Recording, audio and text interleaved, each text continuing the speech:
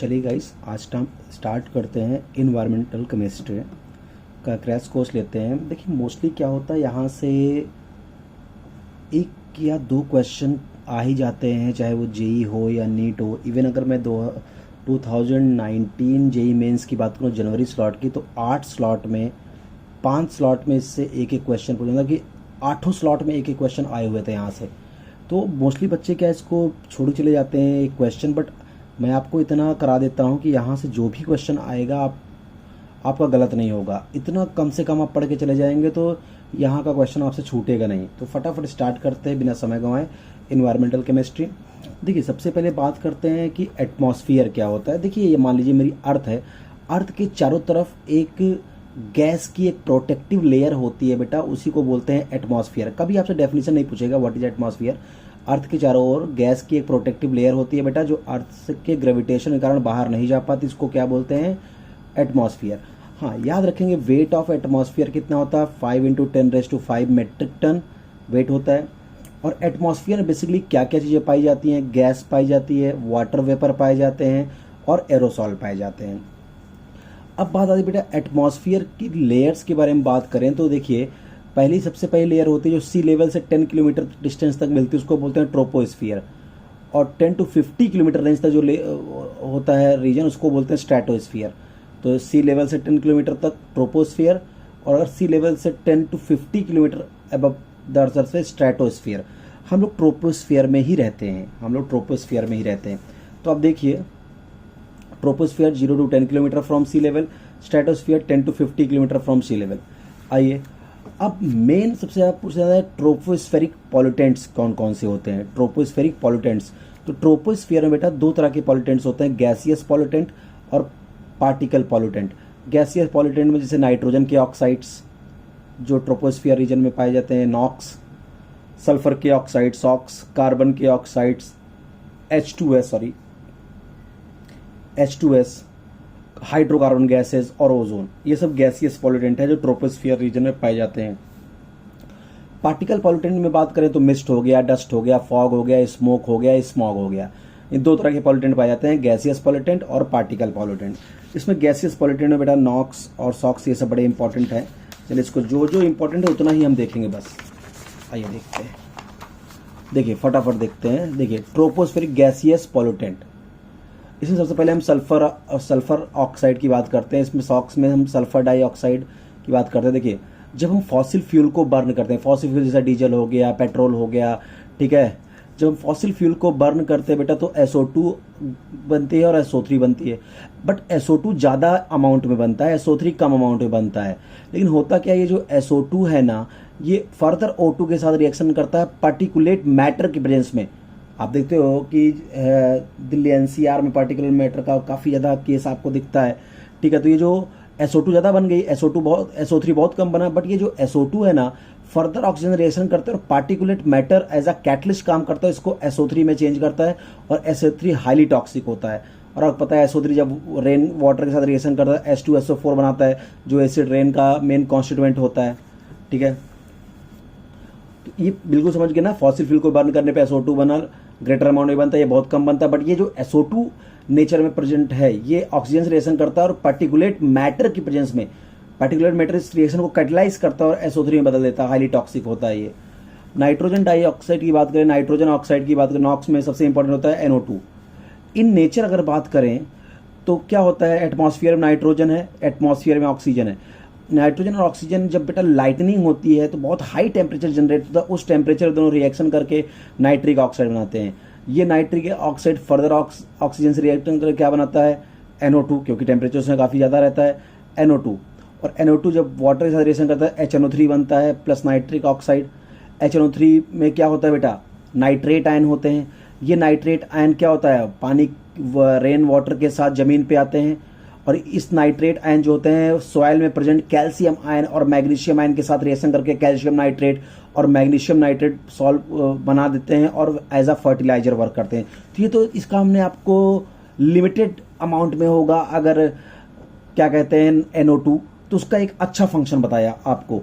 कि फर्टिलाइजर तरह काम करते हैं। HNO3 बना, उसमें नाइट्रेट आयन पानी के साथ बह के जमीन पे आया, जमीन में जो कैल्शियम और मैग्नीशियम आयन है सॉइल में, उसके साथ ये नाइट्रेट आयन रिएक्शन करके कैल्शियम या मैग्नीशियम नाइट्रेट बना दिया, ठीक है, जो फर्टिलाइजर काम किया। बट बात आती है कि ये तो इसके अच्छे फंक्शन हुए, बट हम लोगों ने क्या किया है, एक्सेस लेवल इसका बढ़ाया होगा NO2 का, ये तो नॉर्मल लेवल पे है जो हमारे लिए यूज़फुल है।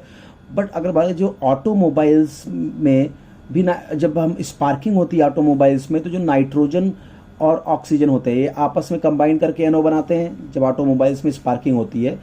क्योंकि जब भी स्पार्किंग होती है टेम्परेचर ऑलमोस्ट 1500 सेल्सियस के आसपास होती है, जिससे नाइट्रोजन और ऑक्सीजन स्पार्क करने पर ऑटोमोबाइल को NO क्रिएट करते हैं। ये NO ऑक्सीजन रिएक्शन करके NO2 बनाता है। अब ये जो NO2 होता है बेटा, जब ऑटोमोबाइल से ये जब निकल रहा है, देखो ऑटोमोबाइल में क्या हुआ, जब स्पार्किंग हुई है और ये NO फर्दर ऑक्सीजन NO2 बनाया, और ये NO2 पूरे एटमॉस्फेयर में आप देखते होगे रेडिश ब्राउन हेज बना देता है। एक कभी कभी आप जो हैवी ट्रैफिक में आप रहते हो तो आप देखो तो आपको पूरा एक धुंधलापन दिखता है, रेडिश ब्राउन कलर का धुंधलापन दिखता है एटमॉस्फेयर में, that is due to NO2। तो ये क्वेश्चन पूछा गया है, रेडिश ब्राउन हेज जो हैवी ट्रैफिक में दिखता किसकी वजह से होता है, तो NO2 की वजह से होता है। अब आते हैं हाइड्रोकार्बन गैसेस पॉल्यूटेंट की बात करते हैं। तो हाइड्रोकार्बन गैस रिलीज होती है by incomplete combustion of fossil fuel, जो डीजल पेट्रोल का जब इनकम्प्लीट कंबशन होता है तो हाइड्रोकार्बन गैस रिलीज करती है। They are very dangerous, it create cancer. देखिए अभी तक जो मैंने SO3 पढ़ाया या NO2 पढ़ाया उससे कैंसर नहीं होता था, तो इसलिए पूछ लिया जाता है कि they are very dangerous, it create cancer in plant, ageing takes place. Plants में इस हाइड्रोकार्बन गैस के कारण एजिंग हो जाती है। अब कार्बन के ऑक्साइड्स के बारे में बात करें तो सबसे इंपॉर्टेंट है कार्बन मोनोऑक्साइड। ये हाईली टॉक्सिक होता है और ये बायोले बहुत अच्छे जानते हैं, हाईली टॉक्सिक होता है। It binding capacity with haemoglobin are higher than oxygen. Oxygen से ज़्यादा इसकी कैपेसिटी होती है हीमोग्लोबिन से बाइंड करने की। मैं बोलूँ 300 टाइम ज़्यादा कैपेबल होता है ये हीमोग्लोबिन के साथ बाइंड करने के लिए। It bind with haemoglobin to form carboxy haemoglobin, and carboxy haemoglobin is 300 times more stable than oxyhemoglobin.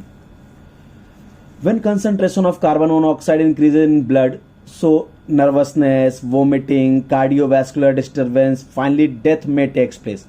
क्या क्या इसके फिजियोलॉजिकल इफेक्ट होते हैं मैंने आपको बता दिया। अब आते हैं सबसे इंपॉर्टेंट पार्ट इन्वायरमेंटल केमिस्ट्री का, एसिड रेन। अब एसिड रेन क्या होता है बेटा, नॉर्मल जो एसिड रेन होते हैं ना, जो नेचुरल रेन होती है ना बेटा, उसका पीएच होता है 5.6। ये बिल्कुल याद कर लीजिए, पूछा गया क्वेश्चन है कि जो नेचुरल रेन है उसका पीएच कितना होता है, 5.6। अभी एसिड रेन का पीएच बताऊंगा। एसिड रेन का जो पीएच होता है 5.6 से कम होता है, तो जो नेचुरल रेन का पीएच होता है 5.6 होता है। तो आपको यहां से क्वेश्चन आता है कि यार अगर नेचुरल पीएच है इसका मतलब वाटर प्योर है, उसमें एसिड नहीं है, तो इसका मतलब इसका पीएच तो 7 के करीब होना चाहिए। जिससे प्योर पानी आ रहा है उसमें एसिड H+ नहीं होगा, तो इसका पीएच क्या होना चाहिए, 7 के आसपास होना चाहिए। 5.6 क्यों आ रहा है प्योर रेन का, इसमें अगर एसिड रेन नहीं है तो एसिड रेन है तो H+ नहीं है भाई, H+ अगर बढ़ेगा तो पीएच कम हो जाएगा। तो अगर H+ नहीं है, प्योर वाटर है, तो पीएच 7 के आसपास होना चाहिए। ये 5.6 क्यों आ रहा है, तो नॉर्मल रेन का भी 5.6 आ रहा है। तो इसका रीजन सुन लो, क्योंकि जब देखो पानी बरस के बेटा एटमॉस्फेयर में आता है तो एटमॉस्फेयर में 0.3% जो CO2 है, 0.3% क्या है, CO2 है। मतलब अभी का मैं वो केस ले रहा हूँ कि जब मेरे एटमॉस्फेयर में पॉल्यूटेड गैसें नहीं है, NO2, SO2, SO3 ये सब नहीं है, ठीक है। तो क्या होगा जब बारिश की बूंदें एटमॉस्फेयर में आएंगी, बट बेटा एटमॉस्फेयर में थोड़ा सा परसेंटेज तो CO2 का है, 0.3% CO2 का है। तो ये वाटर जो है इस एटमॉस्फेयर की CO2 के साथ रिएक्शन करके H2CO3 बनाता है, जो H+ HCO3- और 2H+ CO3-, यानी कार्बोनेट आयन बाइकार्बोनेट और H+ टूटता है। और ये जो भाई, और ये बहुत वीक एसिड है, बहुत ज़्यादा डिसोसिएट नहीं होगा, बहुत ज़्यादा H+ तो प्रोड्यूस नहीं करेगा, लेकिन जो थोड़ा बहुत ही H+ प्रोड्यूस किया है वो इस वाटर के साथ क्या कर जाता है, रिएक्शन, और इस वाटर को स्लाइटली एसिडिक बना देता है, इसलिए pH 5.6 आता है। भाई H+ का कंसंट्रेशन थोड़ा बहुत तो बढ़ रहा है ना, इसलिए pH तो 7 से थोड़ा बहुत कम हो जाएगा ना, इसलिए 5.6 आता है। इस बात का ध्यान रखें, क्योंकि 5.6 देते कंफ्यूजन आता है कि यार नॉर्मल रेन है, एसिड रेन है, फिर भी इसका पीएच तो 7 के करीब आना चाहिए, उसमें नॉर्मल वाटर है, वाटर का पीएच तो 7 होता है। तो ध्यान रखना, ठीक है हमारे एटमॉस्फेयर में NO2 नहीं है, SO2 नहीं है, बट कार्बन डाइऑक्साइड तो है। जब ये रेन वाटर आता है एटमॉस्फेयर में तो उस जो थोड़ा सा CO2 प्रेजेंट है उससे रिएक्शन करके H2CO3 बनाता है, जो कि एक वीक एसिड होता है, स्लाइटली डिसोसिएट होता है H+ और कार्बोनेट आयन। ये H+ जो थोड़ा बहुत मिले हैं इस वाटर के साथ रिएक्शन करते हैं और इसको थोड़ा सा इसका pH को कम कर देते हैं, 5.6 लाते हैं। इतनी बात ध्यान रखेंगे। अगला देखिए, अब तो नॉर्मल रेन का pH कितना होता है, 5.6, बिल्कुल याद कर लीजिए। लेकिन जो एसिडिक रेन होता है ना बेटा, उसका जो pH होता है वो 3.5 to 5.6, यानी 5.6 से कम होता है। देखिए, यानी pH और कम हुआ, 5.6 से काफी कम हुआ। अगर pH कम हुआ यानी H+ का कंसंट्रेशन बढ़ गया, ठीक है। अब H+ का कंसंट्रेशन कैसे बढ़ा होगा, यानी काफी ज्यादा एसिड बना होगा एटमॉस्फेयर में।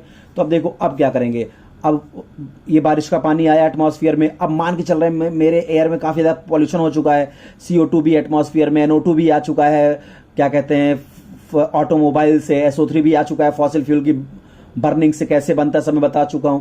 तो क्या होगा, वाटर क्या करेगा बेटा, इन सबसे रिएक्शन करेगा, SO3 रिएक्शन करेगा, H2SO4 बनाएगा, NO2 से रिएक्शन करेगा, नाइट्रिक एसिड बनाएगा, थोड़े अमाउंट में सल्फ्यूरस एसिड, नाइट्रस एसिड बनता है। और ये क्या आ जाएगा बेटा, ये सॉइल पे आएंगे, और सॉइल पे जब आएंगे और वाटर का जो pH हो जाएगा 3.5 to 5.6 हो जाएगा, ठीक है। तो समझिए क्यों हो गया, क्योंकि अब स्ट्रॉन्ग एसिड बन गए, यहां से H+ ज्यादा प्रोड्यूस होगा, जिससे क्या होगा, जो pH होगा नॉर्मल रेन का 5.6 से वो कम हो जाएगा। और ध्यान यही पूछते हैं कि एसिडिक रेन का pH कितना होता है, तो बिल्कुल याद कर लिए 3.5 to 5.6, यानी लेस देन 5.6। अब केमिस्ट्री ऑफ एसिड रेन, इसके पीछे की केमिस्ट्री कैसे होती है जरा इसको समझते हैं। जरा देखिए, SO3 and NO2 are main reason for acid rain, बिल्कुल पहला पॉइंट याद रखिए। Sulphur trioxide and NO2 are main reason for acid rain, यही दो गैस है जो मेन रीजन है एसिड रेन का। होता क्या है, व्हेन फॉसिल फ्यूल बर्न, जब फॉसिल फ्यूल बर्न होते हैं, या कोल टार को हम बर्न करते हैं, या नाइट्रोजनस कंपाउंड जो होते हैं वो बर्न होते हैं, या कुछ बड़े बड़े पॉलीमर को जब हम बर्न करते हैं, कभी कभी थर्माकोल वगैरह बर्न करते हैं, ठीक है। तो जब या तो हम फॉसिल फ्यूल बर्न कर रहे हैं, या कोल तार बर्न कर रहे हैं, या नाइट्रोजनस कंपाउंड या पॉलीमर को बर्न करते हैं, तो बेटा वो SO2 प्रोड्यूस करते हैं और NO प्रोड्यूस करते हैं। ध्यान रखिएगा कैसे, मतलब नेचर में हम इन दोनों को लाते हैं फिर एसिड रेन बनता है, उसको समझा रहा हूं। तो जब हम फॉसिल फ्यूल को बर्न करते हैं, या कोल तार को बर्न करते हैं, या नाइट्रोजनस कंपाउंड या पॉलीमर्स को बर्न करते हैं, तो SO2 गैस और NO गैस एटमॉस्फेयर में रिलीज होती है। अच्छा, अब एक्चुअली क्या होता है, जो SO2 गैस है ना, इसको पानी से रिएक्ट करने की टेंडेंसी बहुत कम होती है, यानी ये बहुत आसानी से सल्फ्यूरस एसिड नहीं बनाता है H2SO3। This is a very less capacity to combine with water. और जो NO है बेटा, ये न्यूट्रल ऑक्साइड है, ये भी वाटर से कंबाइन नहीं करता, तो ये तो मेरे लिए दिक्कत नहीं करते। लेकिन याद करिए, ये दोनों गैस तो दिक्कत नहीं कर रही है, बट अपने एटमॉस्फेयर में पार्टिकुलेट मैटर भी है, ये particulate matter as a catalyst work करता है। तो ये जो SO2 जो हमारे लिए इतना दिक्कत नहीं पैदा कर रहा था, ये SO2 को O2 के साथ रिएक्शन करके particulate matter as a catalyst काम करेगा और इसको SO3 में प्रेजेंट कन्वर्ट कर देगा। NO जो कि हमारे लिए नुकसानदायक उतना नहीं था, क्योंकि ये वाटर से रिएक्शन नहीं कर रहा था, एसिड रेन नहीं बना सकता था, but particulate matter as a catalyst work किया और NO फर्दर ऑक्सीजन से रिएक्शन करके एटमॉस्फेयर में NO2 बना दिया। देखिए, जिससे एसिड रेन हो सकती थी, पार्टिकुलेट मैटर वो काम कर गया एज अ कैटलिस्ट और ये बन गया। अब ये दोनों पानी में डिसॉल्व हो जाएंगे, SO3 पानी में डिसॉल्व हुआ तो H2SO4, अब यहाँ NO2+4 है तो आपका मिक्स्ड ऑक्साइड बनाएगा, तो HNO3 नाइट्रिक एसिड और NO बना दिया आपका। अब यही एसिड रेन के साथ नीचे आ जाते हैं, और एसिड रेन का बेटा हार्मफुल इफेक्ट अगर मैं बताऊं तो सारे हार्मफुल इफेक्ट ही हैं, कुछ फायदा तो इससे है नहीं, ठीक है। When the rain comes to soil, all the nutrient present in soil which are beneficial for plant run away, जितने भी न्यूट्रिएंट सॉइल में होते हैं जो प्लांट्स के लिए बेनिफिशियल होते हैं, इस पानी के साथ बह जाते हैं, ठीक है। Not good for skin, hair, बहुत बहुत ज्यादा बेकार होता है ये एसिड रेन। तो आप मेन ये है, बट ध्यान रखिएगा जब हम इनको जलाते तो ये और ये बनता है, ये नुकसानदायक उतना नहीं था, बट जो पार्टिकुलेट मैटर हमारे एटमॉस्फेयर प्रेजेंट है, ये इसको ऑक्सीडाइज कर देता है SO3 में, इसको ऑक्सीजन NO2, और ये पानी के साथ रिएक्शन करके H2SO4 और HNO3 बनाते हैं, जो एसिड रेन के लिए रिस्पॉन्सिबल होते हैं। चलिए, अब आते हैं बेटा स्मॉग। अब हम आ जाते हैं, याद करिए दो तरह के पॉल्यूटेंट्स थे, मैंने बोला था एक गैसियस पॉल्यूटेंट, एक पार्टिकल पॉल्यूटेंट। अब हम पार्टिकल पॉल्यूटेंट आते हैं ट्रोपोस्फेयर में, जो है जो स्मॉग जो होता है क्या होगा, पार्टिकल पॉल्यूटेंट है। अब चलिए आइए देखिए, स्मोक क्या होता है, smoke plus fog equal to smog. कैसे बनता है, स्मोक प्लस फॉग, देखो SMO और यहाँ G ले लीजिए, smoke plus fog is equal smog. अब स्मॉग भी बेटा दो तरह के होते हैं, क्लासिकल स्मॉग फोटोकेमिकल स्मॉग। अभी से जितने क्वेश्चन बनते हैं मैं सब लिख दिया। क्लासिकल स्मॉग क्या होते हैं? इसका फॉर्मेशन होता है कोल्ड और ह्यूमिड वेदर में। क्लासिकल स्मोक कब बनता है? कोल्ड एंड ह्यूमिड वेदर में। पहला important point. We are called London smog, सबसे पहले लंदन में देखा गया था, इसलिए क्लासिकल स्मॉग को लंदन स्मॉग भी बोलते हैं। क्लासिकल स्मॉग का जो मेन कांस्टेंट होता है smoke plus fog plus SO2। बिल्कुल याद कर लेंगे, जितने पॉइंट मैं लिख रहा हूं बहुत इंपॉर्टेंट है। Main constant is smoke plus fog plus sulphur dioxide. और बेटा ये जो क्लासिकल स्मॉग होता है ना, ये रिड्यूसिंग नेचर का होता है, इसलिए इसको रिड्यूसिंग स्मॉग भी बोलते हैं। In classical smog sulfurous acid found in very good quantity, that's why it is also called sulfurous smog। क्योंकि SO2 है, पानी से रिएक्शन करेगा तो H2SO3 बनाएगा, तो यहाँ सल्फ्यूरस एसिड की क्वांटिटी बहुत ज्यादा होती है इस स्मॉग में, इसलिए इसको सल्फ्यूरस स्मॉग भी बोलते हैं। तो इतने पॉइंट्स आप याद रखेंगे कि इसका formation cold and humid weather में होता है, लंदन स्मॉग भी बोलते हैं। मेन कॉन्स्टिट्यूंट क्या होता है? Smoke plus fog plus SO2 होता है क्लासिकल स्मॉग का मेन कॉन्स्टिट्यूएंट। ये रिड्यूसिंग नेचर का, इसलिए रिड्यूसिंग स्मॉग भी बोलते हैं। यहाँ H2SO3 काफी अमाउंट में प्रेजेंट होता है, इसलिए इसको सल्फ्यूरस स्मॉग भी बोलते हैं। ठीक है, अब आते हैं फोटोकेमिकल स्मॉग में। इसको लॉस एंजलिस स्मॉग भी बोलते हैं, लॉस एंजलिस स्मॉग भी बोलते हैं। इसका फॉर्मेशन होता है बेटा समर कंडीशन में, जब खिली हुई धूप होती है तब इसका फॉर्मेशन होता है फोटोकेमिकल स्मॉग का, summer hot and dry condition में। It is a mixture of NO2। देखो मेन कॉन्स्टिट्यूएंट जो फोटोकेमिकल स्मॉग में होता है NO2 होता है, और आपका ओजोन होता है। NO2 मेन कॉन्स्टिट्यूएंट होता है, NO2 होता है। It is a mixture of NO2, nitrogen के ऑक्साइड नॉक्स, कुछ वोलाटाइल ऑर्गेनिक कंपाउंड्स होते हैं, ओजोन होता है, हाइड्रोकार्बन गैसेज होती हैं, पैन होता है, एसीटोन होता है, फॉर्मल्डिहाइड होता है, एक्राइलिडिहाइड। बट ये जो एसीटोन है, फॉर्मल्डिहाइड है, एक्राइलिडिहाइड है, ये सब लेस इन क्वांटिटी होते हैं फोटोकेमिकल स्मॉग में। मेन कांस्टेंट में कौन कौन से होते हैं? नाइट्रोजन के ऑक्साइड्स हो गए, वोलाटाइल ऑर्गेनिक कंपाउंड्स हो गए, पैन हो गया, हाइड्रोकार्बन गैस हो गई, ओजोन। तो ये सारी चीज याद रखना। पूछते हैं कि which of the following is present in photochemical smog, तो मैं सब लिख दिया हूं यहाँ। क्या मेन क्या होगा? NO2 होगा, वोलाटाइल ऑर्गेनिक कंपाउंड होगा, पैन होगा, हाइड्रोकार्बन गैस, ओजोन। ये सब लेस क्वांटिटी में होते हैं। Acetone, formaldehyde, acrylaldehyde. It is oxidising in nature, so it is called oxidising smoke. देखो फोटोकेमिकल स्मोक ऑक्सीडाइजिंग होता है। अब आता है मैकेनिज्म ऑफ फोटोकेमिकल स्मोक, कैसे बनते हैं फोटोकेमिकल स्मोक। देखिए, जब हम फॉसिल फ्यूल बेटा जब हम फॉसिल फ्यूल को बर्न करते हैं तो दो चीजें होती है। कुछ फ्यूल अनबर्न होता है, अनबर्न फ्यूल, जिससे हाइड्रोकार्बन गैस रिलीज होती है, ठीक है, और नाइट्रिक ऑक्साइड बनता है। ये हमने आपको बताया था ऑटोमोबाइल से। ऑटोमोबाइल से क्या आया? Nitric oxide. तो व्हेन फॉसिल फ्यूल बर्न होता है तो कुछ अनबर्न फ्यूल होता है जिससे हाइड्रोकार्बन गैस रिलीज होती है, और nitric oxide. When concentration of hydrocarbon and nitric oxide increases, so a chain reaction start in presence of light. तो एक चेन रिएक्शन स्टार्ट हो जाती है लाइट की प्रेजेंस में। देखिए क्या हुआ, यहां लाइट बहुत जरूरी है। देखिए नाइट्रिक ऑक्साइड रिलीज हुआ था, अगर आपको याद हो, कहां पे? एटमॉस्फेयर में, ऑटोमोबाइल से। वो पर्टिकुलेट मैटर के साथ रिएक्शन करके NO2 बना दिया होगा।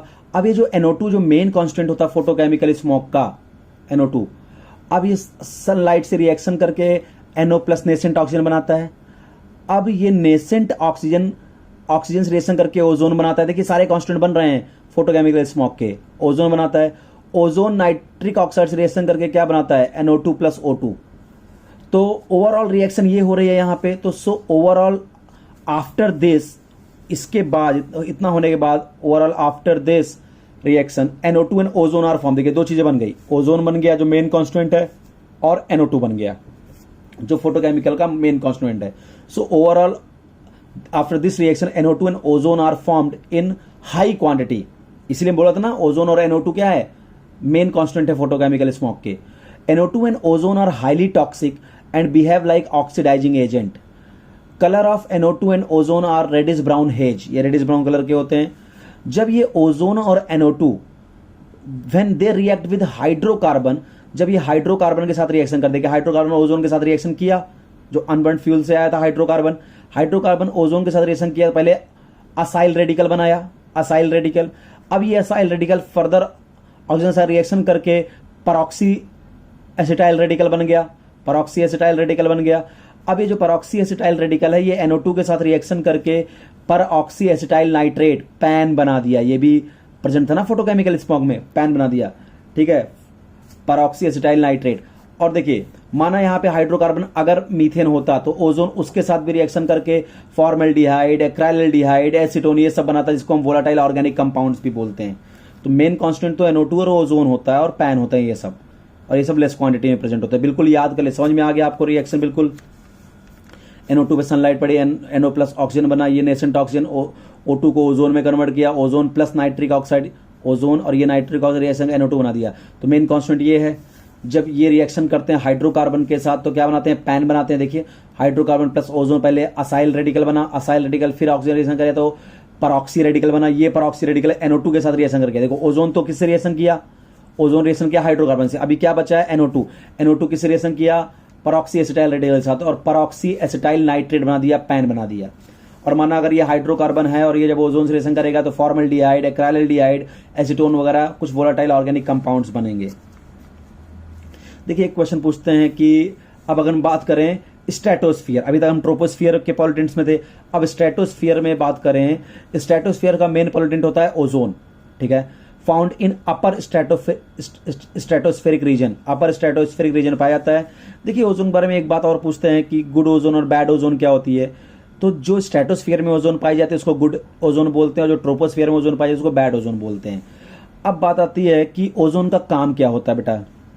तो आपको पता है जो सन से हार्मफुल अल्ट्रावायलेट रेडिएशन होती है ओजोन उसको एब्जॉर्ब कर लेता है, जिसकी वेवलेंथ ये होती है।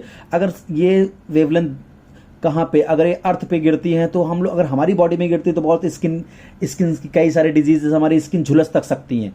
इसीलिए क्या होता है कि जो स्ट्रेटोस्फीयर में ओजोन की लेयर होती है वो सन से निकलने वाले हार्मफुल रेडिएशन को एब्जॉर्ब करती है, ठीक है।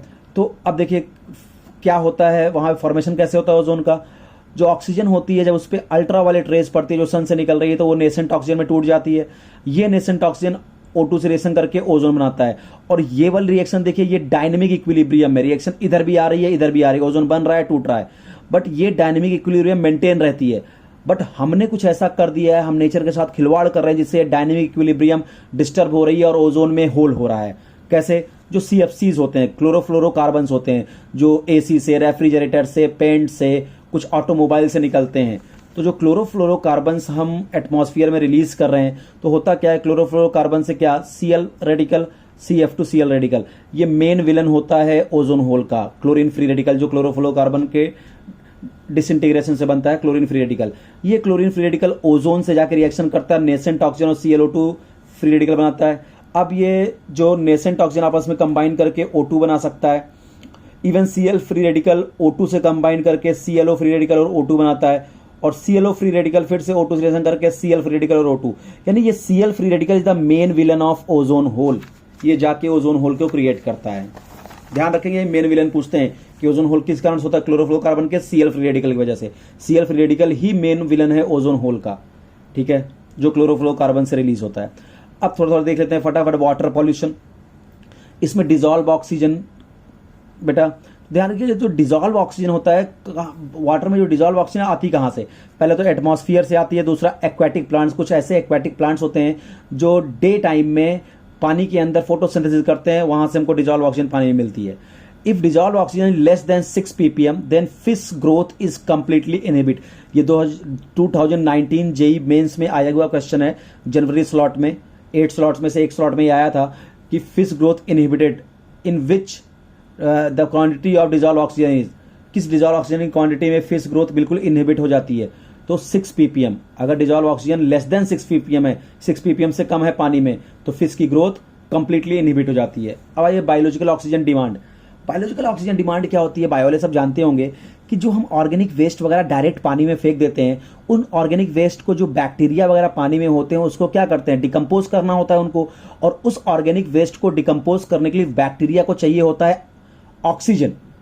तो एक given amount of organic waste को, एक given amount of organic waste को डिसइंटीग्रेट करने के लिए बैक्टीरिया को कितना डिसॉल्व ऑक्सीजन चाहिए, कितना ऑक्सीजन चाहिए, उसको बोलते हैं बायोलॉजिकल ऑक्सीजन डिमांड, ठीक है।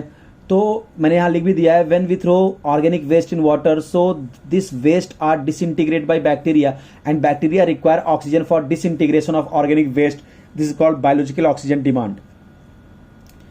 अगर मैं बात करूं बेटा ड्रिंकिंग वाटर या क्लीन वाटर का है बीओडी 5 ppm और लेस है, अगर किसी वाटर का बायोलॉजिकल ऑक्सीजन डिमांड 5 ppm या उससे कम है तो समझ लीजिए वो वाटर ड्रिंक करने लायक है, उसको क्लीन वाटर बोला जाता है। कि अगर किसी वाटर का जो बीओडी है, बायोलॉजिकल ऑक्सीजन डिमांड है, वो 5 ppm या उससे कम है तो वो ड्रिंकिंग पर्पज के लिए यूज होता है और उसको क्लीन वाटर हम बोल सकते हैं।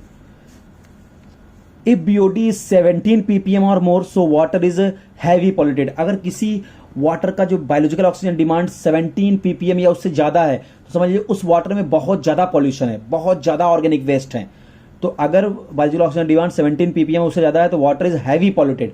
5 ppm उससे कम है तो उसको ड्रिंकिंग वाटर या क्लीन वाटर बोलते हैं। ये सारी वैल्यूज याद रखिएगा, डायरेक्ट पूछते हैं ड्रिंकिंग वाटर का बीओडी कितना होता है, हैवी पॉल्यूटेड वाटर का बीओडी कितना होता है। ठीक है, अब आता है international standard for drinking water. किन किन आयंस का ड्रिंकिंग वाटर में क्या स्टैंडर्ड होता है। International standard for drinking water, पहला फ्लोराइड आयन। तो अगर ड्रिंकिंग वाटर में फ्लोराइड आयन 1 ppm है, या इसको और अच्छे से बोलूं तो 1 मिलीग्राम पर लीटर है तो ओके है, ऐसा वाटर हम पी सकते हैं, कोई प्रॉब्लम नहीं है। 1 ppm तक टॉलरेबल है, टॉलरेट कर सकते हैं हम। लेकिन अगर फ्लोराइड आयन का कंसंट्रेशन ड्रिंकिंग वाटर में 2 ppm से ज्यादा है तो बेटा ये टीथ पे काम करता है, टीथ को येलोइश कर देता है, brown mottling of teeth cause करता है। और अगर 10 ppm कंसंट्रेशन है फ्लोराइड आयन का पानी में तो बैड इफेक्ट ऑफ बोन्स, ये बोन्स को बैड इफेक्ट क्रिएट करता है बोन्स पे। तो बिल्कुल ये वैल्यूज याद रखिएगा जो मैं आपको बता रहा हूं। अगला देखिए, लेड Pb+2। अगर लेड का कंसंट्रेशन अगर पानी के अंदर ड्रिंकिंग वाटर में 50 ppb है, ppb पार्ट्स पर बिलियन, तो ये टॉलरेबल होता है, इतना हम टॉलरेट कर सकते हैं, कोई दिक्कत नहीं, 50 पार्ट पर बिलियन।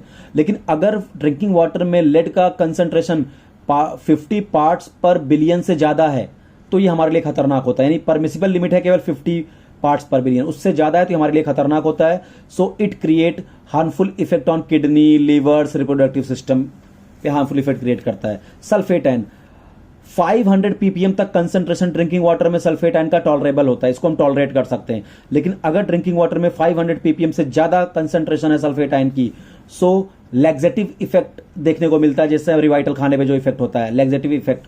ठीक है, नाइट्रेट आयन 50 ppm तक परमिसिबल है, 50 ppm तक हम टॉलरेट कर सकते हैं नाइट्रेट आयन को ड्रिंकिंग वाटर में। अगर 50 ppm ज्यादा है तो ये खतरनाक हो जाता है हमारे लिए। और ब्लू बेबी सिंड्रोम होता है, ये जनवरी जेई मेन से फिर पूछा गया था, ब्लू बेबी सिंड्रोम कॉज करता है नाइट्रेट आयन अगर 50 ppm ज्यादा है। बस पॉल्यूटेंट भी, प्राइमरी पॉल्यूटेंट, सेकेंडरी पॉल्यूटेंट आप जानते हो। प्राइमरी पॉल्यूटेंट यानी जो नेचर में जो रिलीज होते हैं वैसे ही पड़े रहे।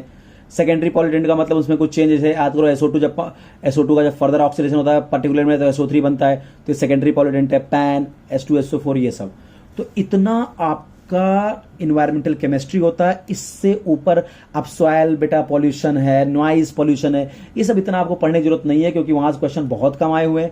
इतना पढ़ने से 98% चांस है कि आपके सारे क्वेश्चन जो आए हुए हैं जेई या नीट में वो आपके सॉल्व हो जाएंगे। इतना आपको पढ़ जाना है। और इन्वायरमेंटल केमिस्ट्री में इससे ज्यादा आपको पढ़ने की जरूरत नहीं है, बस इतना आप पढ़ लीजिए और प्रीवियस ईयर के जो भी क्वेश्चन आए हैं जेई और नीट में उतना सॉल्व कर लीजिए, आपके ये क्वेश्चन कभी भी छूटेंगे नहीं। Thank you.